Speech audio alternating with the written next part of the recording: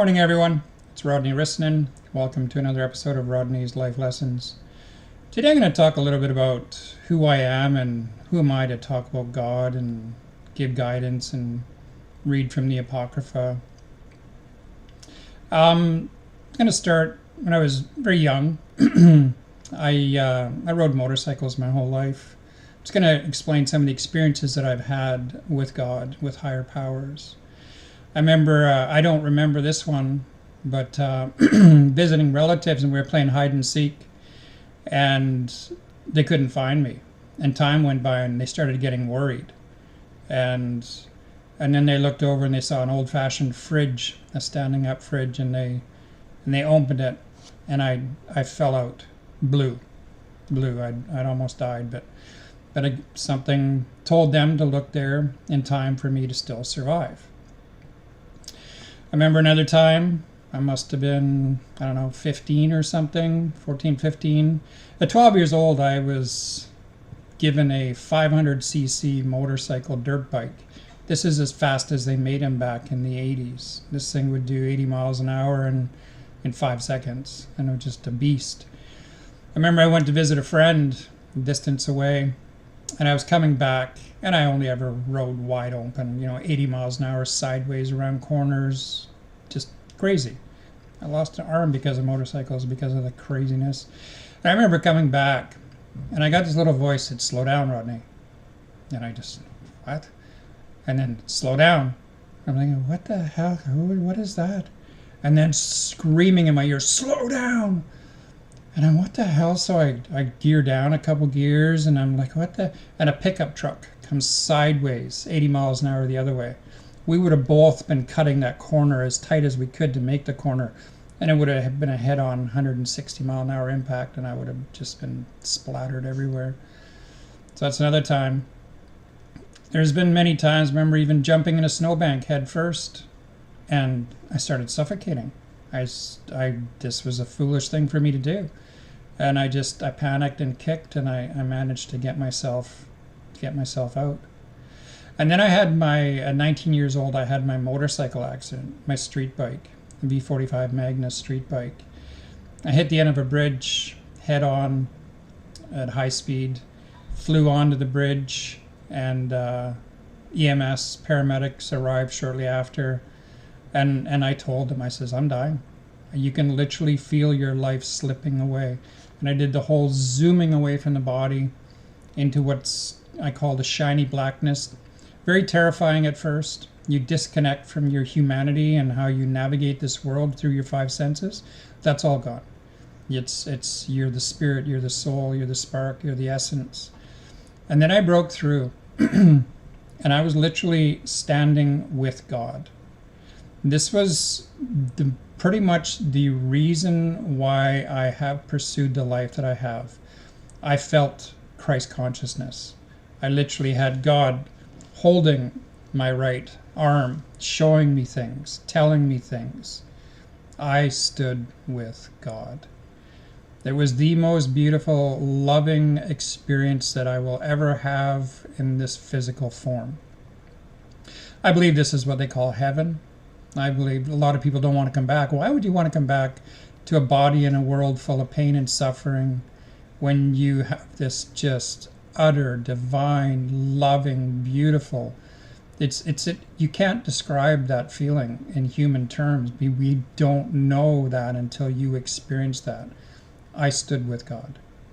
I was told things. I was allowed to come back. And then I came back, and I was in the back of an ambulance with a sheet over my head. I had died. And then one of the times, so the road to recovery starts. And then I'm in the hospital. And they had me on a heavy morphine drip because I was just busted up. Like a shoulder. I hit so hard in the front, I shattered my shoulder blade on the back. My right arm was just a mess. My right leg was broken, the femur. The lower leg was broken, the tibia, fibia. I was just a mess, just in all sorts of pain. And they had a morphine drip. And the thing with the morphine drip is you don't know if you're dreaming or awake or where you are. And I was having the most horrific, graphic nightmare visions that you can possibly imagine. Imagine the worst, and then it was 100 times worse than that. And I'm not going to say what it was. And I cried out, and I was not religious. I says, God, make it stop. And immediately I got that wave of love washed over me, and I never had another nightmare, another traumatic vision again, and then the road to recovery. I was married twice, got 4 kids, did a little bit of spirituality with the second wife, and then I moved to America. I moved to Fort Defiance, Arizona, with the Navajo Nation. And this is when my true spiritual journey began. The medicine woman that was teaching us, we did some classes. Every Wednesday after yoga, we would meet for 2-3 hours, and it was called Heal the Healers. And I asked the woman, her name was Lavina, to fast track me. And she goes, are you sure, Rodney? I says, yes, Lavina. And I don't recommend that.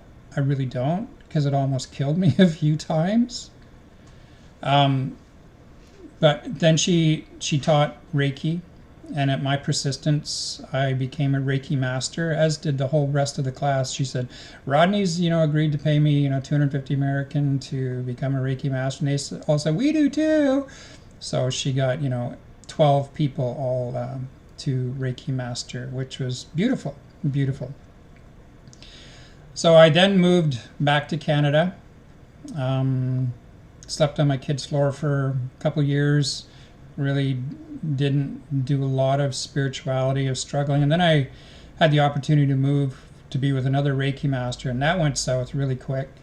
And then I didn't know where to go. And my guide said, Rodney, the protest sites. I go, right, oh yeah. So I called somebody that I knew, and the next day I was on my way to an elder who had a cabin in the woods, Christine Jack, and I spent 4 months there. And this was very profound, to live with a medicine woman in her cabin on the mountain.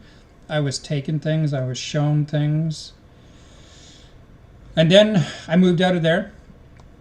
I moved to the Sunshine Coast, BC, Canada, and I moved into affordable housing, addicts and mental health patients. But I was online, I was a strong presence online. And I was part of a group called Grandmother Circle the Earth. And a woman named Susan Stanton reached out to me. She goes, I want you to be an admin on this group. And it was a big deal because it was only women, and people freaked out.